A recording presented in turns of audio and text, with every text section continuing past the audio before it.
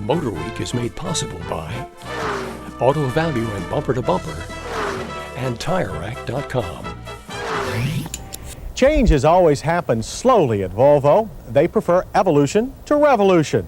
And the cars from Volvo have generally been traditional and conservative. There have been a few memorable high points: the P1800 and the original Volvo Turbo, one of the first sedans on the American market with turbo power. And now there's another. This Volvo 740 GLE is as boxy as ever, but it has something under the hood that might surprise you. Yes, this 740 GLE is Volvo's latest and most advanced 700 series sedan. There's not a clue to be found here, or anywhere in the shape of this car. This box is folded and wrapped in the same manner as always with Volvo. But once the bow is untied and the lid lifted, things look a good deal different than before. This is Volvo's new four-cylinder engine. It packs 2.3 liters like Volvo's other fours. But this one has, if you haven't already guessed it, 4 valves per cylinder. Thanks to the extra valves and a few other internal modifications, this new power plant boasts 153 horsepower, 36 more than Volvo's 8-valve four-cylinder engine, and 16 more than their V6. In addition, there are 2 external balance shafts for smoother operation. Our test car's engine was coupled to a manual transmission, and together the 2 components produce something we've never heard in any non-turbocharged Volvo: a chirp from the drive wheels as we snapped into second gear. Other results include a 0 to 60 time of 9.2 seconds and a quarter-mile time of 17.2 at 82 miles per hour. That won't blind anyone, but it's pretty good for a 3,100-pound four-door. Volvo's 740 Turbo is a bit faster and still holds all-around top performance honors. The GLE is meant to offer performance for the luxury-oriented, which means the GLE suspension is tuned for riding, not racing. Our video shows just how much the GLE rolls from side to side in the turns. Funny thing is, all that movement doesn't make the car feel ponderous. The live axle rear end stays stuck to the track. You'd really have to work at it to lose control of this car on dry pavement. GLE steering is also impressive. It transmits plenty of information and has the positive, accurate response that serious drivers want. Something most luxury car drivers seem to want is ABS. The GLE has anti-lock brakes and uses them well. Our GLE needed only 110 feet on average to stop from 60 miles per hour. The system lets the driver know it's working by generating plenty of brake pedal pulsation. Nothing to complain about here. What we will complain about is the type of leather that Volvo uses. This optional upholstery looks great, even smells great, but it's as slippery as an ice-covered driveway. The dash has that familiar Volvo pieced-together look. There are a lot of intersecting sharp edges here, but at least they're in harmony with the exterior. However, we can't defend the quality of some interior plastics.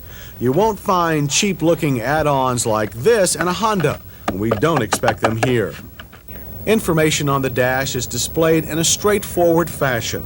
The analog gauges are backlighted, but partially blocked by the steering wheel rim. The steering column, by the way, doesn't adjust. The front seats are overstuffed and comfortable. Most of our drivers like them. Some found them tall-feeling and lacking in side bolsters. Volvo provides front and rear tilt adjustment. But all seat adjustments on this 740 are of the manual variety. Despite the old-world look of the dash, major controls are logically placed for hands-on-the-wheel operation, and there's plenty of room for storage. The heat and ventilation controls are half an arm's length away. If you want automatic temperature control, you'll have to spring for a more expensive Volvo 760 sedan. The 740 GLE, however, does offer a good quality AM/FM cassette stereo as standard equipment. We appreciate its traditional, easy-to-use round knobs. As for the shift knob, notice the button in the middle. It operates the overdrive. That's right, this is Volvo's traditional 4-speed with overdrive, not a 5-speed. This system works well enough and engages smoothly, as long as you don't forget to first depress the clutch. At first glance, the 740 GLE does seem sparsely equipped. Not so. A sliding electric sunroof is standard, not to mention power windows and locks, a driver's side airbag, and electric seat heaters. The rear seat doesn't get them, but there is adult-size head and legroom back here, as well as rear shoulder belts. Skiers will appreciate the door that hides behind the rear center armrest and opens to the trunk. Behind it, you'll find a deep and wide cargo area. Liftover is high and the floor is uneven, but who would care with all this room? Interior sound for the 740 GLE measured a quiet 65 decibels. EPA mileage figures for the 740 had not been released at test time, but we managed 20. The price for the GLE has not yet been released either. Our estimate is $23,000. With few options to add on, we doubt the highest price would go over $25,000.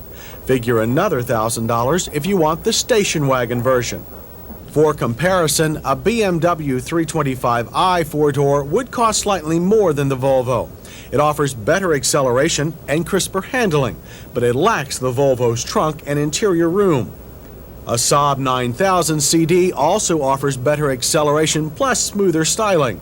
It even has more rear seat room, but you'd better have an extra $7,000 on hand if you want to buy one. In our safety check, the Volvo passes with anti-lock brakes, front passive restraints, and rear shoulder belts. The 740 GLE hit us just right with its long list of standard features: roomy interior, large trunk, accurate steering, and its new 16-valve engine. We didn't like its dated interior and exterior styling or its slippery leather upholstery.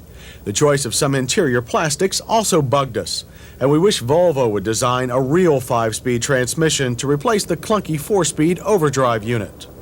We think they'll do that someday. And if we know Volvo, the basic 700 series box will stay the same for years. But the intelligent stuff that comes in it will keep improving enough to keep us and a lot of buyers interested.